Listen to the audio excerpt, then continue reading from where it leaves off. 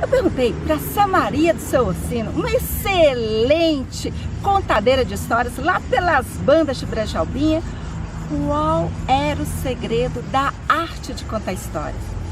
E não é que Samaria me contou, mas ela disse que a arte de contar histórias tem muito a ver com a arte de fazer pão de queijo.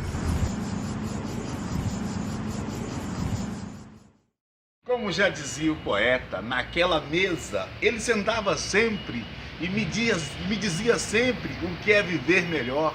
Naquela mesa ele contava histórias que até hoje, na memória, eu guardo e sei de cor. A verdade é que para contar histórias não há uma fórmula fechada. E cada voz de um contador de história é uma voz que conta para alguém. Todos temos alguém que quer ouvir a nossa voz. Todos nós temos o nosso público, por dizer assim. Eu, como contadora de histórias, eu sempre conto aquela história como se ela fosse minha.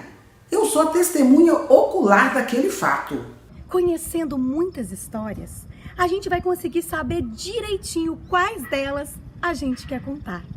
A gente conta uma história que a gente amou de verdade. Viva as histórias! Um bom contador de história não é aquele que lê tudo certinho e fala para todo mundo do jeitinho que leu. Não. Ele é aquele que viveu aquela história. Ele sabe a roupa que Sherazade estava usando.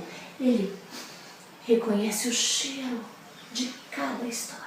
Estudar a história que a gente vai contar é ver cada pedacinho da história. É se familiarizar com ela. É conhecer seus personagens. Conhecer os cenários onde aquela história acontece. Conhecer bem a história, criar dentro da nossa cabeça as imagens daquela história. Uma outra coisa, ela também falou que para fazer o pão de queijo não basta pegar ingredientes e fazer uma mistureba ali e daí a pouco o pão de queijo está pronto. De jeito nenhum. O pão de queijo tem que nascer do desejo de fazê-lo. As histórias é a mesma coisa.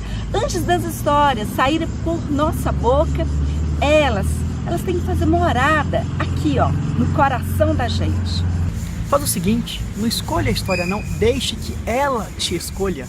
Eu pergunto, qual é a história que você traz? A gente tem que viver aquela história, entrar dentro dela, acreditar que aquela história é de verdade. Então, conte histórias para os jovens, conte histórias aos velhos, conte histórias às crianças, aos bebês, aos cachorros, conte histórias da natureza. Viva a história! Viva o contador de história! Senta que lá vem história.